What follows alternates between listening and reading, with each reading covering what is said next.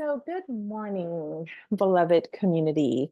This is episode 8, um, and this is our nurturing hour. So, welcome to this special place created for you to have someone check on you, right? And I'll, of course, be providing some tips for how to improve your mental health and your quality of life selflessly, right? We're taking this on. So, let's take a deep breath. And then you can grab your tea or your coffee or your water, and then we can just dig in. So, first things first, I am Dr. Shemya Vaughn, and I am the creator of A Cup of Therapy. On this channel, I am talking to women and gender non-conforming people who live with anxiety and depression. They have childhood trauma, usually, right? So we started with childhood trauma, and then as a result, we have adult anxiety, adult depression. On the channel, this YouTube channel, in my wellness coaching practice, and in my therapy private practice, I help women and non binary individuals improve their mental health, right? We talk about creating a life that you love and healing in community. So I teach them how to reach out to natural supports that they have access to. Listen to me, this YouTube channel does not constitute a therapy client relationship, nor does it constitute a coaching client relationship, right? So I just want to say that for legal and ethical purposes. I'm not providing a service here. But I am a licensed therapist. I was trained as a rehabilitation counselor. I am a licensed professional clinical counselor in California and in Missouri. So women who live in one of those states can contact me on my website, which is in the details below this video, and schedule a free consultation to see if we're a good fit. Because even though, I describe who I work with and what I help people with, my approach may not work with everyone. So, additionally, I am a wellness coach, right? That's for people that live all over the world. And I offer one-on-one individual coaching sessions. And I also offer a group coaching experience that I have started to call the Healing Circle. So today, I want to talk about accepting and receiving love. Because we grew up with childhood trauma, this is not easy for us. This is something we have to learn. Not only, how do we teach people to love us, right? How do we let people love us? These are big questions.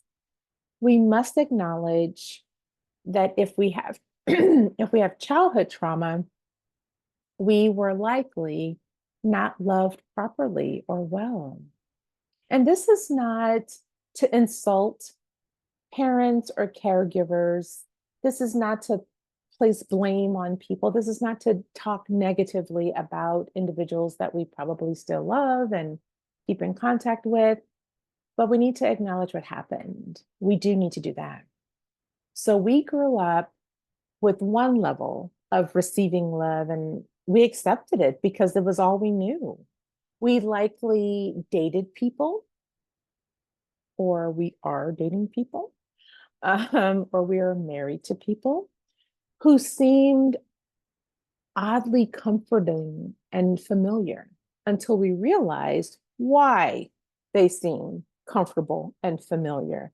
They resemble one or both of how our parents treated us, right? However, we are parented, we tend to normalize that behavior. We are too young to question it. And again, it was all we knew. It was all we knew. But we are adults now, and we know something else. We know how we want to be loved. Yes, you know this. You may not acknowledge it, but your body will tell you, right? When you are quiet, when you are still, when you meditate or journal, you know. It's the stuff that comes out before your brain can overthink it. When you listen to your body knows what and who you need. It really does. If you are lucky, you have attracted some pretty awesome people into your life. You learn discernment through trial and error, no doubt. Quality over quantity. You learned that not every person is your friend. You have learned that not every person means you harm, but not every person means you well either. So let's start there. Inside of our families, there are a lot of people who mean us well and people who do not like us. They may love us out of obligation or some social role they are playing, but they don't necessarily like us. And how can we tell? Think about your friends that you really, really like and that really like you, right? They are happy for you when things go well. They encourage you to celebrate. They're sad for you when things don't work out. They offer to do activities with you to help you feel better by asking what you need. They are authentically curious about your life. They know your favorite meal or restaurant. They know your favorite drink. They can read your face and body, and they adjust their responses to you accordingly.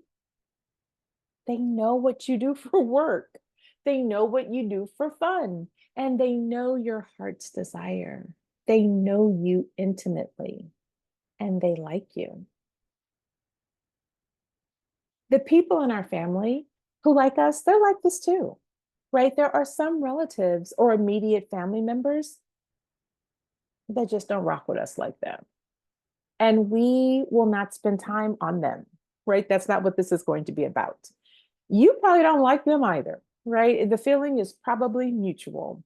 It is so important to focus on relatives who love us, who like us, who want to see us win. Oh, of course that happens, right? With the phone. These people, they're on our side, right? They need to make sure we're okay. They care about us in that way, right? These are the people we need to deepen our emotional connection with, right? These are the people who freely offer support, encouragement, and love. And our only job is to receive it. Do you know how to accept it when a relative offers emotional support? Do you know what to say when they are expressing encouragement? Do we know how to accept the love they provide? So, this is similar for girlfriends, boyfriends, live in life partners, spouses, friends. If we have chosen them well, they are offering us love. Some of us are so traumatized, right, by our childhood that we are not trusting of others, right? We cannot receive the love that they offer. We may even push away healthy emotional support, healthy encouragement, healthy love because we do not trust it. We don't trust that it doesn't come with strings attached, or we do not think we deserve it, which is pretty bad. It's one thing to think that, oh, I don't want to let them in because they might ask me for something in return. It's another to reject love because you think you don't deserve it. So let's talk about accepting and receiving love. When love is offered, we smile and say thank you. Yeah, it's that simple. That's it. That's the whole thing, right? That's it. That's the reception. We do not need to profusely express gratitude. We do not need to immediately find a way to pay them back emotionally, ideally, right? If we were raised by Emily Post, right, we may be inclined to send a brief thank you note. I love a cute thank you note, by the way. Anyway, um, when someone pays for our meal, we say thank you. When someone brings us a treat to cheer us up, we say thank you. When someone offers to cook for us because we are too depressed to feed ourselves, we say thank you. These are offerings of love. All you have to do is practice saying thank you with a smile, if you can manage it, right? And receiving the love. Now we need to focus on teaching people how to love you. Some of you have read the book about love languages. For some reason, people take that quiz, they find out their own love language, and then they just stop reading the book. Like, oh, yeah, that makes sense. At the end of the book, it is explained that we need to love people in their love language, not ours, right? Your love language is how you want to be loved. There is no need to read the book, The Seven Love Languages. I think that's what it's called, to understand what makes you feel loved and what makes other people feel loved. When asked, how does this person show you that they love you? People either have a list of things or they stumble because they are not sure. So the book, The Seven Love Languages, it just gives you new labels for the ways that you like to be loved, or for examples of how you can love others. But it works much better if we just ask the person, right? So first, I want you to question. The first question is not, what is your love language? This is important too. The first question is, what do you need to feel emotionally safe, right? What can someone do to show you that they care about you? I want you to think about this. I think about individuals with that insecure attachment, right? We won't get into the attachment styles here, but in this episode, maybe later. But when someone has an insecure attachment, they need a lot of reassurance, right? They need to know, wait, do you still like me? Yes, I do. I like you today and I will like you tomorrow, right? But they need to constantly check in. We can help them feel more emotionally safe by saying it. I love you. Ooh, I like you. Ooh, you're looking cute today. That reinforces, oh, okay, I'm still on their good side, right? Instead of making someone feel weak for an insecure attachment that has nothing to do with their character. I'll just say that. So let me give you some examples here about love languages. So let's say you're a gift giving. I can't remember what the title was for that. I think it's gifts. It might be just giving gifts, right? So if you love expensive jewelry, right, and you buy it to show your love for another person, please make sure they wear jewelry. Just because you love jewelry, it does not mean someone else will love it. Jewelry is expensive. So please do not be mad if a person that does not wear jewelry, right, doesn't wear the expensive jewelry you bought them. And keep in mind, they did not ask for it. They didn't ask for it. If you are a gift giver and it is someone's birthday or they did something and you want to just ask them, I want to do something nice for you. What would be a good gift to give to you? A massage certificate? Do you want a gift certificate to your favorite store? Is there something you've already seen that you'd like me to go get for you? Right? Ask. Just ask. If gift giving is your love language, not even theirs, but I understand, this is new for a lot of people, and it's time for a gift, why don't you ask? I know we like to do the whole surprise thing, but if you don't know the person well, ask. It will be more meaningful and useful. Other than that, they're just going to sit it in a box, or it's going to be regifted. And that wasn't your intent. Your intent was for them to enjoy it.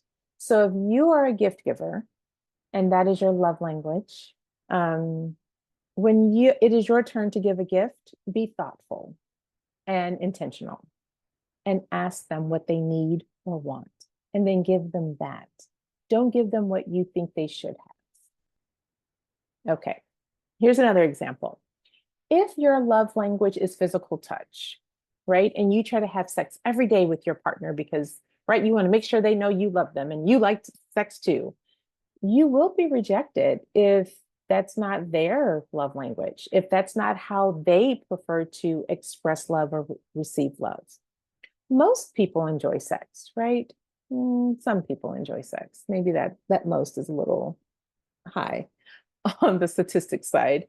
But if they want to connect in a different way, say through stimulating conversations, that might be a better way to express your love to them.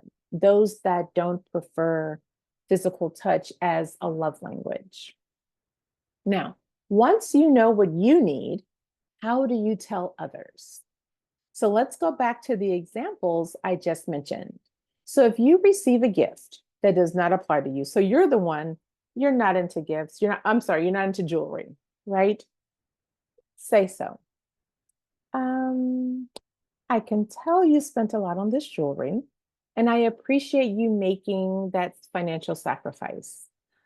I do not wear jewelry. Do you mind if we return it and go splurge on a nice concert instead? Right? So this communicates that you prefer experiences, not material goods. There are a lot of people, I'm sure, watching this. They're like, no, give me the Prada bag, right? Didn't say that. Didn't say that, right? But some people prefer experiences versus the goods. Now, the whole sex thing can be handled the same way.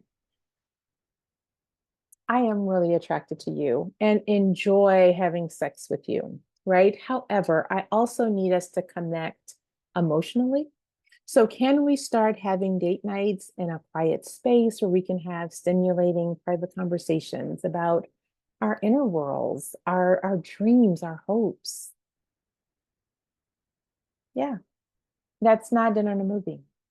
No, no, it's not. In a movie, you have to be quiet. Right? I know some people say, oh, but if you go to the movie first, then you can talk about it over dinner. No, that's not stimulating. I'm talking that you can do that in addition to date night, but on date night, it is time to connect. It is time for eye contact and touching and closeness. And right, it's time for bonding. It is not time to get caught up on the latest blockbuster. It's just not. You can still do that another time, but not on date night. So you want to communicate to people who you love about how you want to be loved. Express appreciation for their best guess, how to love you. Because you want to start with that. Like, I appreciate what you've done. And ask them, and I want you to talk about how that guess can be turned into a better way to show you that they love you. This is hard. This is hard. I know what you're thinking. I don't want to hurt their feelings. Do you want to be loved in a way that does not feel loving? Can you imagine someone making all this effort to show you that they love you and you don't feel loved at all? No, you're going to feel emotionally lonely, like they don't know you. And if the person loves you, they will appreciate the feedback and the help for loving you correctly, because that's the goal. They just want you to feel loved. If telling a person how you want to be loved leads to an argument, they don't like you. They are not your person. And or they are not a good friend. There is no way around this truth. Go where you are loved properly. Go where you're loved correctly in the way that you need. Okay. Take a deep breath. Let's check in for the week. So, what is going to be your priority for this week? I know I I gave a huge speech earlier about accepting and receiving love with examples. Could you make practicing letting people love you this upcoming week a priority? Maybe you can prioritize that. I like to use the word practice when we're learning a new life skill, such as asking for help, letting people love us, trusting others, right? If you exited childhood not knowing some basic emotional skills, it is okay to practice them now. It is not too late, right? I think some people exit their childhood and they're like, oh, it's too bad. I'm messed up. This is the way I am. That's not true. As long as you have breath, you can change. But how can you answer that question about priorities for the week, right? Either decide that love is your priority for the week, or look at your schedule and pick one task to make sure it gets priority over all else this week. That's how you can do that. Okay. So, next question. Who or what drained your energy last week? The theme today is love. And love is the opposite of an energy drain. When people love us correctly, we are energized, we are motivated, we fondly remember them, right? Even when we're not with them, like we go out with them and we have a good time, we go to a dinner and a movie, we have this amazing conversation about the movie afterwards, and we're still remembering that the next day with a smile on our face. Who was the opposite of that feeling last week? Whose number came across your phone and you thought, this person is getting on my last nerve, right? Who came to your home and you could not wait for them to leave? Who dropped by your office and you had to fix your face to be professional, but you wanted them to shut up talking to you, right? Or maybe you work remotely and someone started dialing you on Teams, that work, I think it's Office, Microsoft Office, Teams is part of that, with or without setting a meeting on your calendar, and you dread those interactions with that particular person or group of people. Maybe it's a meeting you have to attend. I have not always worked for myself, right? So I remember the annoying coworker who thought they were in leadership and stopped by, my office to chat and give me unsolicited guidance. Who the fuck asked you? Like, you're not part of my performance evaluation. Go away. Go away. I also remember Teams meetings that were scheduled for bullshit that could have been an email, or they could have just kept that shit to themselves, right? To be honest, like no one needs to hear this announcement. And I've had someone call me unexpectedly on Teams, and now that sound brings me a brief panic, brief, before I remember, oh, I don't work in that space anymore, right? And you know what sound I'm talking about. If your office uses Microsoft Office and Teams, you know that, oh God, I don't even want to pretend to remember the sound. When I hear it just accidentally in someone's office, I just, ugh. Anyway, having said that, let's go back to the original question. You know what drained me when I was working in an office. So who or what drained your energy last week? Who drained your energy last week, love? Yeah. How can you protect yourself from them this week? Energy drains must be managed, lest they start to cause you to experience irritation, resentment, chronic stress. None of these are good for your health. Okay. Next question. Who or what made you feel complete or whole last week? Right? I hope this question is easier now that we focused on love earlier. Like, who already knows how to love you well?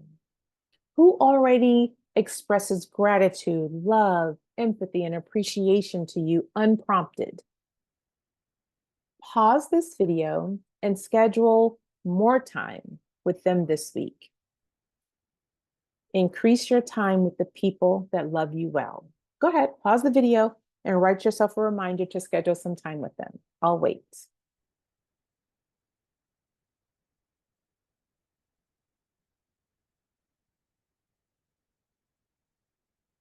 If what made you feel whole or complete, right, is a place or thing, this is a good time to reflect on that as well.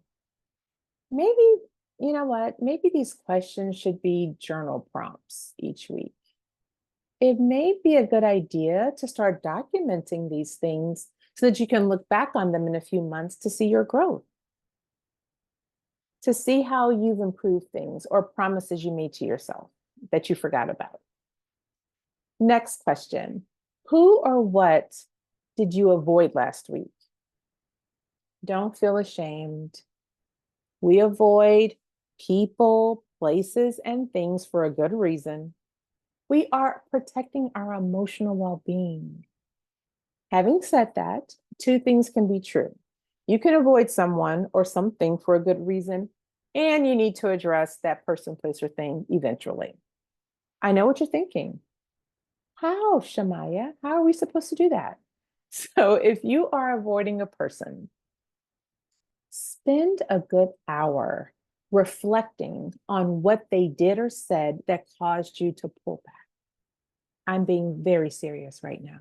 We don't start avoiding people because we had a good time with them. And if that's the case, then we reflect on something else, right? If you were the one that did or said something awful, right? Spend even more time reflecting on that. So if the reason you're pulling back is not because of what someone else did, it's because what you did and you're ashamed of it, or you don't want to see them again, you spend some time reflecting on why, right? So if you love this person, ask to meet them in private about it, about whatever happened, either like a live phone conversation, a Zoom session, a FaceTime call, or an in-person visit, if that's possible. Texting and emailing does not deepen emotional connection. That's for giving you information and details, right? If you choose to text or email someone, you are halfway still avoiding them and halfway trying to resolve the issue. I'm just going to put it out there. We need synchronous communication for it to be emotionally meaningful. If this person is an unloved one, right? So I'm talking like a co-parent or a co-worker, right? They're not you don't love them, right? For the co-parent anymore. You used to.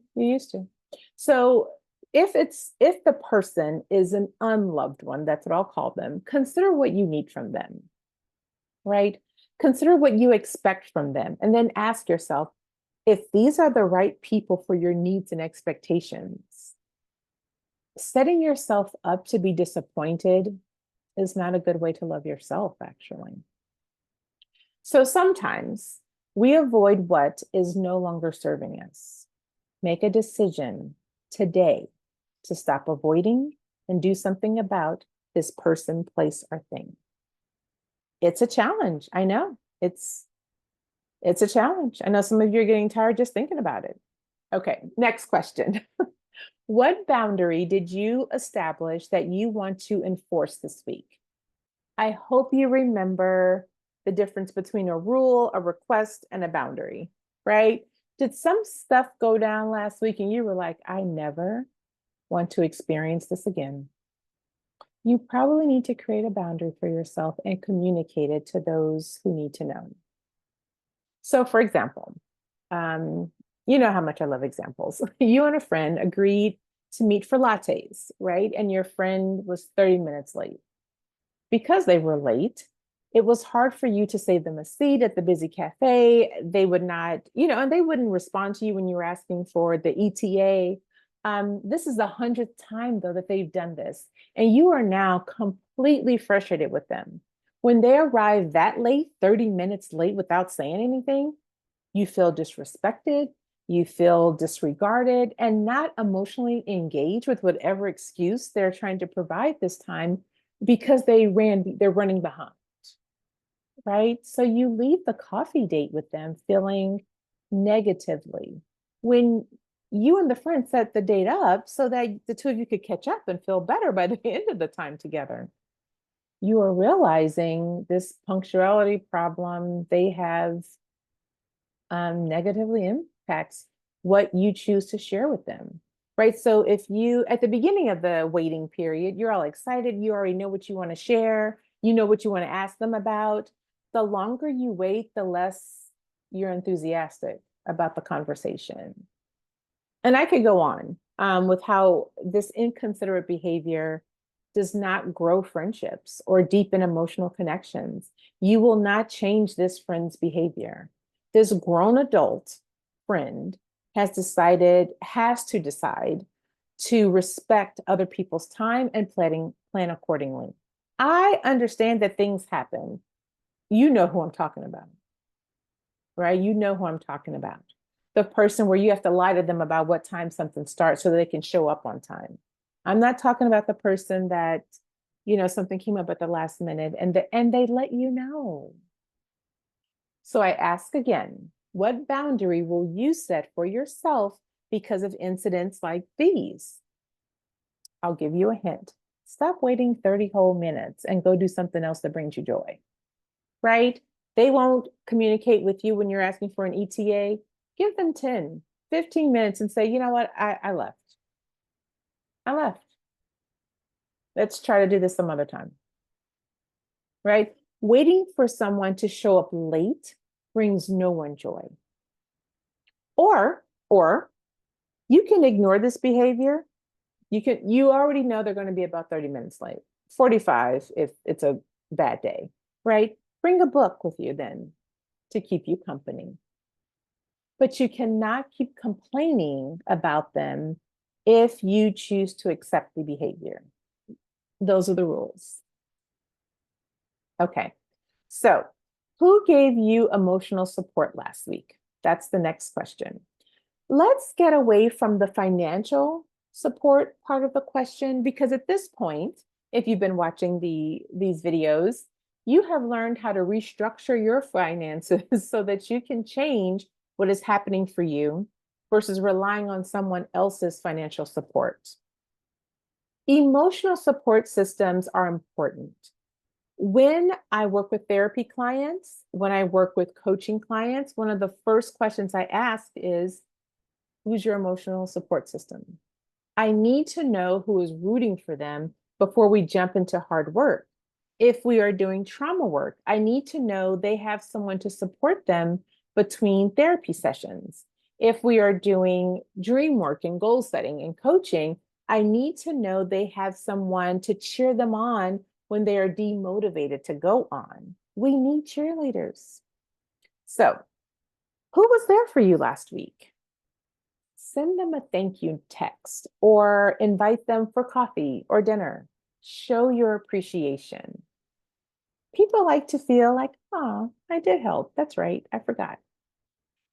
So the next question is, of course, the opposite. Who did you support emotionally last week? Let's also move away from financially supporting people on an ongoing basis, unless you have the resources, right? If you are at the top of the income or salary range and you have disposable income to support others, please continue to do so. If you continue to financially support someone, you may need to add that to your budget and count it as a service to others. And I mean, internally count it. You don't need to tell anybody about it. But you want to just make space for that so that it doesn't always catch you off guard. So the new question is, who did you provide emotional support to last week? Did someone call or come over or text for a favor and you helped them? Did you listen quietly to an upset friend who was crying about a breakup or a recent death in their family, or someone died, in their friendship circle?